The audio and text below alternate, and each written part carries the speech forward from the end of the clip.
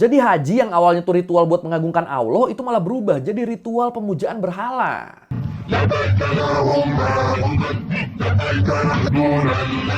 Jadi kalau misalnya abis diambil isinya tumbalin anak kamu sendiri, ya udah tumbalin udah.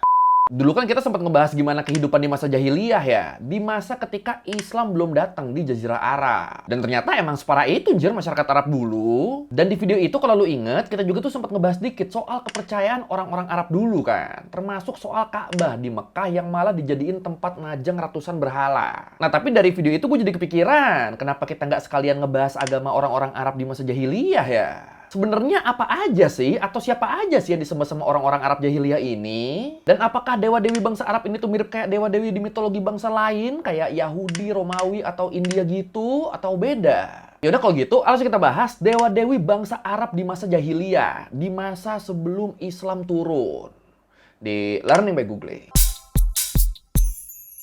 Ini sebelum kita bahas dewa-dewinya, gue mau bahas dulu nih dikit nih soal gimana para peneliti menelusuri sistem kepercayaan masyarakat Arab pra-Islam. Kepercayaan masyarakat Arab sebelum Islam. Kalau di peradaban-peradaban besar kayak Yunani, Romawi, Nordik, India, sampai Cina, mereka tuh kan punya catatan yang isinya tuh kisah mitologi mereka kan. Kayak di Yunani itu ada karya-karyanya Homer, kayak misalnya Iliad, yang berisi kisah para pahlawan dan para dewa. Terus di Nordik ada prosa sama puisi Edda, yang merupakan kompilasi kisah kepahlawanan dan mitologi bangsa Nordik.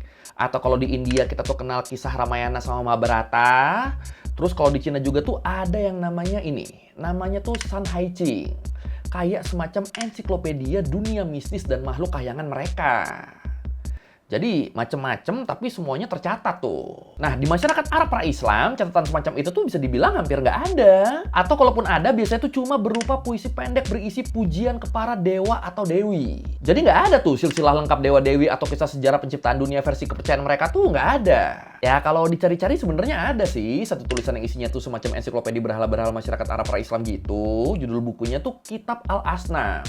Book of Idols, buku berhala yang ditulis sama Hisham Ibnu Al-Kalbi, sejarawan sekaligus cendekiawan muslim abad ke-8 dari Irak. Tapi ya tetap ensiklopedia ini, kitab ini jelas nggak sama kayak Iliad atau Mahabharata ya, karena yang nulis kan bukan masyarakat aslinya kan, yang nulis kan orang lain, yang nulis kan cendekiawan yang udah lebih modern. Nah, kalau menurut Britannica, pengetahuan modern kita soal kepercayaan Arab kuno, termasuk dewa-dewinya, itu justru sebagian besar didapat dari bukti arkeologi.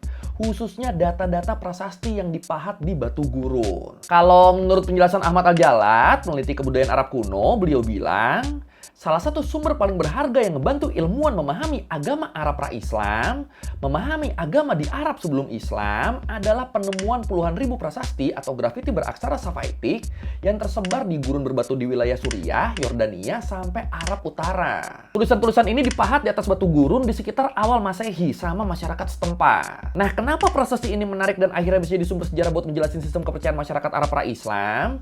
Soalnya, prasasti ini dia tuh punya struktur penulisan yang spesifik dan konsisten. Dan kemungkinan penulisan ini adalah cara mereka berdoa. Cara mereka bermunajat ke dewa-dewinya. Emang struktur penulisannya gimana? Jadi prasasti ini tuh umumnya tuh terdiri dari 3 bagian. Nama penulis plus keluarga dan luhurnya. Terus kondisi kejadian yang lagi dialamin, sama doa atau kutukan. Contoh tulisannya misalnya oleh Garm Putra Sa'ad. Dia menggembalakan unta. Wahai Dewi Alat, berikan keselamatan. Nah itu kalau kita bedah, Garm Putra Sa'ad itu berarti nama penulis dan keluarga. Gembala unta tuh kejadian yang lagi dialami. Dewi Alat berikan keselamatan, itu berarti doanya. Nah kalau kita perhatiin, di bagian doa atau kutukan inilah nama dewa atau dewinya tuh bakal disebut. Dan nama-nama dewa-dewi yang disebut tuh udah pasti beda-beda. Tergantung perlunya apa, tergantung dia tinggal di mana. Dan dari situlah akhirnya ilmuwan mulai bisa metain dewa-dewi yang disembah masyarakat Arab pra-Islam. Menarik ya, ternyata gitu tuh caranya tuh. Oke.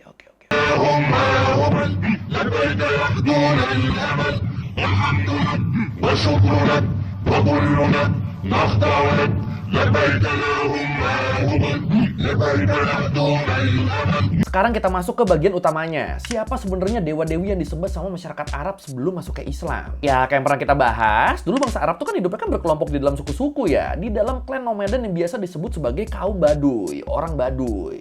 Nah, orang-orang Baduy ini, tiap sukunya, tiap klannya, mereka tuh punya dewa pelindungnya masing-masing. Dan karena itulah makanya dulu di Ka'bah tuh ada lebih dari 300 berhala kan. Ada ratusan arca sesembahan tuh. Soalnya ya itu, masing-masing klan mereka tuh punya dewanya masing-masing. Punya dewa ini, taruh sesembahannya di situ, taruh berhalanya di situ, klan ini beda lagi, klan ini beda lagi, ada 300 saja. Tapi dari ratusan berhala itu, dari ratusan dewa-dewi itu, ada 3 sosok dewi utama yang kedudukannya paling tinggi di seluruh Jazirah Arab. Ada Alat, Al-Uzza, sama Manat, yang sering disebut sebagai 3 putri Allah. Waduh. Ini kita bahas satu-satu deh ya. Yang pertama, Alat. Nah, secara bahasa, nama Alat ini tuh sebenarnya tuh bukan nama sembarangan loh. Nama ini adalah bentuk feminim dari kata ilah atau Allah. Yang kalau udah jadi alat, berarti secara harfiah artinya tuh sang dewi. Ya, masyarakat Arab kan dulu kan mereka kan emang mengimani Allah kan. Mereka percaya bahwa Allah itu adalah Tuhan yang Maha Kuasa. Tapi ya terus mereka terlalu kreatif aja, terlalu jadi banyak cabangnya aja. Makanya endingnya ya sesat-sesat juga. Dan walaupun gak ada bukti kalau masyarakat Arab tuh nganggap Alat sebagai pasangan atau kembaran Allah, tapi dari namanya aja kita bisa menduga kalau posisi Alat ini tuh emang sepenting itu. Yang namanya disamain kayak Allah ya nggak mungkin dianggap sebagai dewi ecek-ecek kan? Dan ya emang bener, Dewi Alat ini bisa dibilang adalah dewi yang paling penting buat masyarakat Arab waktu itu. Soalnya Alat diyakini sebagai ibu para dewa, penguasa kesuburan, kemakmuran, sekaligus dewi pelindung. Sepenting itu tuh posisinya tuh. Dan buat lokasi-lokasinya, siapa-siapa aja yang nyembah dia, di mana-mana aja yang nyembah dia, penyembahan Dewi Alat ini tuh tersebar di berbagai tempat di Jazirah Arab. Mulai dari di Palmyra di Suriah, di Mekah, di Taif, sampai di wilayah Arab Selatan yang juga ditemuin praktek penyembahan Dewi Alat. Nah yang menarik nih, penggambaran sosok si Dewi ini di masing-masing wilayah tuh beda-beda loh. Kayak misalnya di kota Taif, salah satu pusat penyembahan Dewi Alat, wujud berhalanya tuh cuma berupa batu granit putih kotak doang. Jadi batunya ditaruh di bangunan suci, terus di bawahnya tuh ada tempat penyimpanan buat naruh perhiasan dari peziarah. Dan batunya ditutup pakai kain sutra mahal, niru konsep kain kiswahnya Ka'bah. Terus area di sekitar kuil ini juga tuh secara turun-temurun ditetapkan sebagai tanah suci. Jadi di situ nggak boleh tuh ada pertumpahan darah tuh, namanya tanah suci kan, bahkan nggak boleh nebang pohon. Nah itu yang di Taif. Kalau kuil Alat yang di Palmyra, di Suriah itu beda lagi tuh. Kalau di Palmyra, tradisi penyembahan dewa-dewi lokalnya tuh bercampur sama tradisi Yunani Romawi. Makanya kalau di mereka sosok Alat tuh digambarin sebagai Athena. Lengkap sama helm perangnya, baju zirahnya, perisai, tombak, ya pokoknya bener-bener Athena lah. Sama terus Alat juga tuh identik sama binatang singa. Kayak di kuil di Palmyra contohnya, di situ ada tuh sosok singa yang digambarin lagi ngelindungin kijang, lagi ngelindungin gazelle di antara kaki depannya, yang nyimbulin Alat sebagai dewi pelindung. Dan ya selain dua itu masih banyak sih ya penggambaran lokal dewi ini ya. Kadang digambarin sebagai wanita biasa, kadang naik singa, kadang naik unta, kadang bawa daun palem, sampai berhala kubus doang kan tadi kan di Taif tuh kan. Ya pokoknya penggambarannya banyak lah.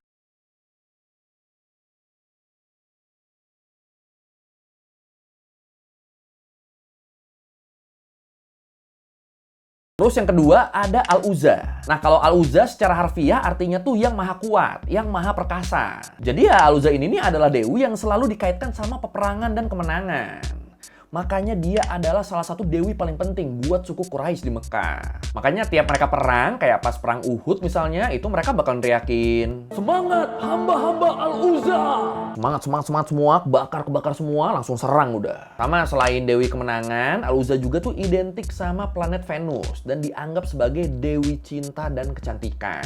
Dan sama kayak Alat, masyarakat Arab juga mereka tuh nggak punya gambaran pasti tentang Al-Uzza nih. Beda daerah, beda penggambarannya. Kayak di daerah Nakla misalnya, yang jadi salah satu pusat penyembahan Al-Uzza, dewi ini tuh disimbolin pakai 3 pohon suci. Di Nakla kayak gitu, ntar di mana beda lagi tuh. Terus yang ketiga ada Manat atau Mana. Dan di kepercayaan masyarakat Arab kuno, Dewi Manat ini adalah dewi takdir, keberuntungan, dan kematian. Nah, kalau di dalam kitab Al-Asnam tadi, di buku berhala karya Hisham Ibnu Al-Kalbi tadi, Manat ini tuh adalah dewi yang paling tua dan paling kuno di antara ketiganya. Bahkan dia udah dihormati sebagai dewi jauh sebelum adanya penyembahan pada Alat dan Al-Uzza. Jadi paling senior nih doi nih. Dan sama kayak Alat dan Al-Uzza, nggak ada penggambaran spesifik soal dewi ini ya. Pokoknya cuma disebut kalau perwujudan Manat ini tuh identik sama berhala batu hitam. Dan buat tempat ibadahnya, pusat penyembahan Manat tuh ada di Al-Musallal yang ada di Kudait, sebuah wilayah di Hijaz yang ada di dekat Laut Merah. Dan terletak di antara Mekah sama Yasrib, sama Madinah. Jadi kalau misalnya ini Mekah, ini Madinah, nah di antara dua ini nih ada nih kuil Dewi Manat yang di dalamnya tuh ada batu hitam yang berdiri ngadep ke Laut Merah. Dan ya itu tuh batu hitam itu tuh penggambaran Dewi Manatnya. Jadi kayak dia lagi memandang ke Laut Merah aja udah. Dan disebut Dewi Manat sendiri tuh emang merupakan dewi utama buat suku Aus dan Khazraj, dua suku besar di Yasrib, di Madinah. Bahkan buat dua suku ini, ibadah haji tuh belum lengkap kalau belum ke Al-Musallal dan bermunajat di kuil Dewi Manat. Jadi di sana mereka bakal bersimpuh, berdoa, ngegundulin kepala mereka, baru abis itu mereka lanjut haji ke Mekah. Opo iki? Manat. The final goddess of the pre-Islamic trio was also regarded as the oldest, and was considered to be a goddess of fate, fortune, and time itself. Nah, tiga dewi ini, Alat, Al-Uzza, sama Manat, mereka tuh kan dianggapnya kan sebagai tadi tuh ya, sebagai putri-putri Allah kan. Nah, kocaknya sebenarnya ini tuh kontradiktif loh sama masyarakat Arab zaman dulu yang sangat patriarkis. Ya, di zaman jahiliyah kan punya anak perempuan tuh kan dianggap sebagai aib ya sama kebanyakan masyarakat. Bahkan beberapa suku di Arab zaman dulu, mereka tuh bakal menolak keras punya anak perempuan. Jadi kalau sampai yang lahir anak perempuan nih, wah itu mending dibunuh aja udah, daripada jadi aib dan jadi sumber kemiskinan. Mereka nganggapnya gitu tuh. Kenapa gitu? Soalnya dulu di sana anak perempuan tuh dianggapnya tuh nggak produktif, nggak bisa kerja, nggak bisa ngasih harta. Jadi ya nggak guna, mending mati aja udah. Nah, tapi kan terus kocaknya, kalau emang punya anak perempuan tuh aib, kalau emang punya anak perempuan tuh sesuatu yang memalukan, kok bisa-bisanya mereka malah memposisikan Allah, Tuhan yang Maha Suci, yang Maha Kuasa, malah punya anak perempuan yang jadi dewi-dewi. Ini kan kontradiktif kan? Dan karena itulah makanya ada ayat di Al-Quran yang langsung ngebantah logika ini. Karena ya emang nggak masuk akal, anjir. From what we can gather, it's probable that Alat, Al-Uzza, and Manat were indeed worshipped by the Arabians in the time before Islam became more prominent. It isn't completely outlandish to say that for these people, these deities were the daughters of a more principal deity, whether this was Allah or not. Terus selain tiga dewi utama tadi, masyarakat Arab kuno juga mereka tuh nyembah panteon dewa-dewi lokal yang bener-bener praktek penyembahannya cuma ditemuin di wilayah tertentu doang. Kayak misalnya di wilayah Nabat, di Petra, Yordania, ada dewa pelindung utama mereka yang namanya tuh Dushara. Dan Dushara secara harfiah tuh artinya tuh penguasa Gunung Syara, gunung yang ada di wilayah Petra. Jadi Dushara ini digambarkan sebagai penguasa alam dan matahari sekaligus lambang kekuasaan raja-raja Petra. Dan menariknya dalam tradisi lokal, sosok Dushara ini nih sering disandingkan dengan dewi-dewi utama tadi, kayak misalnya dia sama Alat atau Al-Uzza. Bahkan di beberapa prasasti Safaitik tadi tuh tertulis tuh kalau doa-doanya tuh ditujukan langsung ke Dushara dan Al-Alat sekaligus. Dianggapnya ya bersanding aja udah mereka, entah pasangan entah gimana, pokoknya doanya langsung ke mereka berdua aja. Terus kita geser dikit ke wilayah Levan atau Syam, di situ ada dewa Balshamin yang artinya tuan penguasa langit. Nah, buat orang Arab nomaden yang hidupnya bergantung sama air di gurun pasir kering, Balshamin ini adalah dewa yang paling sering mereka panggil lewat doa-doa.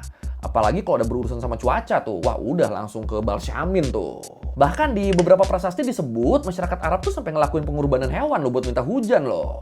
Soalnya mereka percaya kalau hujan yang turun tuh adalah wujud tubuh dari dewa Balshamin ini. Terus di Mekah, selain tiga dewi utama, di Mekah juga khusus di Ka'bah itu ada satu berhala yang dianggap sebagai pemimpin dari semua dewa dan berhala di sana. Namanya Hubal, berhala terbesar yang ada di Ka'bah waktu itu. Bahkan saking spesialnya, Hubal ini sampai ditaruh di dalam Ka'bah loh. Nah, suku Quraisy mereka ini ngejadiin Hubal sebagai dewa utama mereka. Di dalam kitab Al-Asnam, di buku berhala tadi, berhala Hubal tuh digambarin dipahat dari batu akik merah berbentuk menyerupai manusia. Nah, menariknya arca Hubal ini tuh dulunya tuh sempat rusak nih, sampai nggak ada tangannya sebelah. Dan akhirnya sama para pembesar Quraisy diputusin buat ngebikin tangan pengganti dari emas biar lebih mewah. Biar lebih terasa dewanya. Dan kalau di tradisi Quraisy dan di masyarakat Arab Mekah, Hubal ini adalah dewa ramalan. Jadi tiap ada masalah hidup atau bingung ngambil keputusan, wah itu orang-orang Mekah mereka tuh bakal datang ke berhala Hubal buat ngocok undian. buat ngocok anak panah ramalan.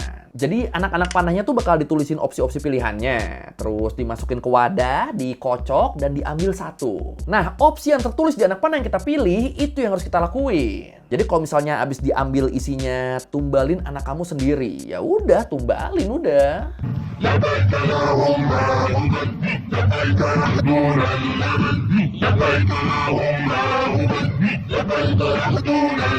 Nah, kalau tadi udah kita bahas dewa-dewinya, sekarang kita bahas cara mereka beribadah. Ya, sebenarnya praktek ibadah yang dilakuin sama orang-orang Arab zaman dulu, termasuk orang Quraisy, ini tuh nggak ada bedanya sama beberapa praktek keagamaan di agama Islam sekarang ya. Ya, soalnya secara sejarah dan akar kepercayaan, orang-orang Arab ini, mereka tuh kan masih mempraktekkan ibadah yang diturunkan dari zaman Nabi Ibrahim kan. Khususnya di sini kurban dan haji. Jadi orang-orang Arab, khususnya yang tinggal di Mekah, mereka juga tuh masih mengimani Allah, masih percaya kalau Allah itu adalah Tuhan yang Maha Kuasa. Cuma ya bedanya itu tadi, mereka terlalu kreatif sampai meyakini kalau ada dewa-dewi lain yang juga perlu disembah buat tujuan-tujuan tertentu. Kayak yang udah kita bahas tadi. Dan begitu juga soal ritual. Walaupun orang-orang Arab pra-Islam ini mereka yang ngelakuin kurban dan haji, tapi jelas peruntukannya tuh beda ya. Orang-orang di masa jahiliyah, mereka ngelakuin kurban buat ngasih persembahan ke dewa-dewi tertentu. Buat minta hajat tertentu. Dan cara berkurban juga tuh beda dan seringkali lebih kejam. Misal nih, kurban kambing atau unta di mana darah dari binatang ini tuh bakal disiramin ke berhala. Atau ada juga praktek pengorbanan unta dengan cara motong telinga si unta dan ngelepasin si unta sampai akhirnya mati kehabisan darah. Bahkan ada juga praktek pengorbanan manusia loh, walaupun ya buat yang ini kasusnya jarang ya dan cuma ada di wilayah-wilayah tertentu. Nah, begitu Islam hadir, praktek-praktek kurban yang menyimpang ini kan akhirnya kan dirombak total. Pengorbanan manusia jelas dilarang total. Proses pengorbanan binatang juga dibikin lebih manusiawi dan tujuannya juga tuh buat amal dan sedekah, bukan lagi buat minta sesuatu ke berhala. Jadi dibenerin tuh, jadi yang kayak sekarang deh. Terus soal haji juga, yang tadi sempat kita bahas, Ka'bah tuh kan waktu itu kan penuh banget sama berhala kan. Jadi haji yang awalnya tuh ritual buat mengagungkan Allah, itu malah berubah jadi ritual pemujaan berhala. Bahkan tadi tuh kan, orang-orang Yasrib, orang-orang Madinah, mereka tuh bahkan nambahin tujuan haji mereka ke Al-Musalal dulu, buat bermunajat ke Dewi Manat sebelum mereka ke Mekah. Dan ya jelas praktek ini akhirnya dirombak total lah ketika Islam datang lah. Semua berhala di sekitar Ka'bah yang jumlahnya ratusan itu dihancurin semua tanpa tersisa. Tapi ya di luar yang sesat-sesat itu, secara praktek pelaksanaan, mulai dari tawaf, sa'i, wukuf, sampai ritual yang asli dari Nabi Ibrahim, ya itu tetap dipertahankan sampai sekarang ya. Cuma bener-bener ya ngaco-ngaconya doang tuh yang dihilangin tuh. Jadi ya seperti itulah kira-kira kepercayaan masyarakat Arab sebelum Islam lahir. Tapi yang menariknya ya itu sih, sebenarnya mereka juga tuh beriman ke Allah. Tapi ya gitu, seiring waktu berjalan mereka malah jadi terlalu kreatif. Malah menuhankan sesuatu yang lain, ritual juga tuh malah jadi dimodifikasi. Jadinya ya ngaco deh. Tapi gimana menurut lu? Apakah lu ada dewa-dewi di Arab zaman dulu yang pengen lu bahas juga? Yang kali tadi ke-skip sama gua? Boleh tambahin di komen ya.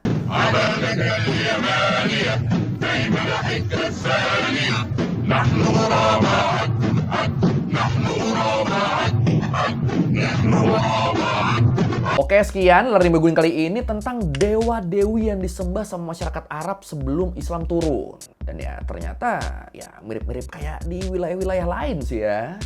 Pengen ini mintanya ke dewa ini, pengen itu mintanya ke dewi itu, ya kayak gitulah, mirip-mirip. Ya kalau lo mau revisi ke gue salah, atau lo mau nanya, atau mau video, tulis komen, kisah biasa. Sekali lagi, thank you, jangan lupa like, comment, subscribe. Bye.